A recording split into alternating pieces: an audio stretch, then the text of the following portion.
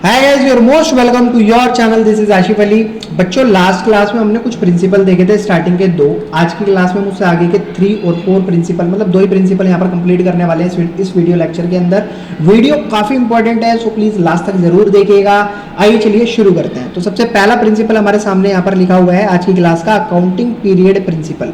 अब ये क्या कहता है बच्चों? इसका कहना है life of the business is broken into smaller period, generally 12 month is known as accounting period. मैं आपको इसको एक एग्जांपल के साथ समझाता हूँ। इसका कहने का जो मतलब है, मान लो यहाँ से बिजनेस शुरू करा, लगभग यहाँ तक हमारा बिजनेस चला। भाई देखो, हर चीज़ जो चीज़ पैदा हुई है उसको मरना तो है, उसका तय है। यानी कि जो बिजनेस आज शुरू करा है उसको खत्म तो होना है। 100 साल बाद, 150 साल बाद, 500 साल बाद कभी तो खत्म हो। ये जिस दिन ये दुनिया खत्म हो जाएगी उस दिन वो बिजनेस खत्म हो जाएगा।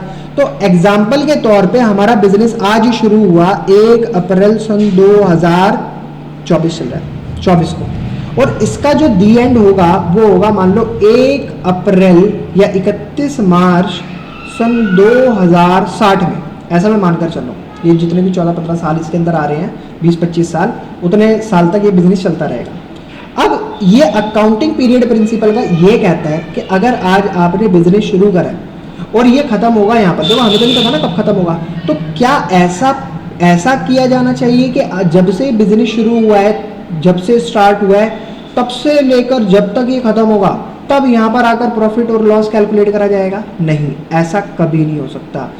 इसीलिए क्या करा गया अकाउंटिंग के अंदर, यहाँ से लेकर यहाँ तक का जो सफ़र है उसको बीच में ब्रेक डाउन कर लिया गया है स्मॉलर पीरियड में। इसे हम कहते हैं 12 मंथ का पीरियड, यानी कि 1 ईयर का पीरियड होता है।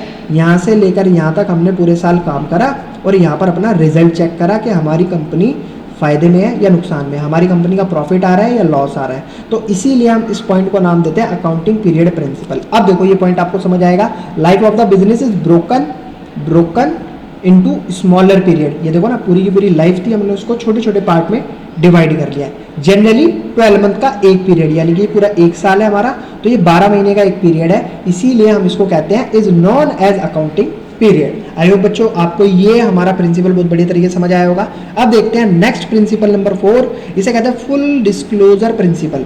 ये भी काफी सिंपल है, पहले पढ़ लेते हैं क्या है। According to this principle there should be complete and understandable reporting on the financial statement of all significant information relating to that economic affair of the entity. अब देखो इनका कहना यह है कि जब भी कभी किसी बिजनेस की अकाउंटिंग होगी, अकाउंटिंग करी जब भी जाएगी अकाउंटेंट के द्वारा, तो उसके अंदर सारी चीज़ों को वहाँ पर मेंशन करा जाएगा। और वहाँ पर इस तरीके से मेंशन करा जाएगा कि हर छोटे से छोटे पॉइंट को डिस्क्लोज करा जाए, उसको हर कोई बंदा देखकर फाइनेंशियल स्टेटमेंट की रिपोर्ट को देखकर समझ पाए। देखो लिखा है यहाँ पर, according to this principle there should be complete, पूरा रिकॉर्ड, अंडरस्टैंडेबल, और वो देखकर समझ आना चाहिए, सही तरीके से रिपोर्ट तैयार होनी चाहिए। उन फाइनेंशियल स्टेटमेंट की एक सिग्निफिकेंट इंफॉर्मेशन में, सारी सिग्निफिकेंट इंफॉर्मेशन में जो भी इकोनॉमिक अफेयर से रिलेटेड है बिजनेस के, एंटिटी का मतलब हो गया यहाँ पर बिजनेस।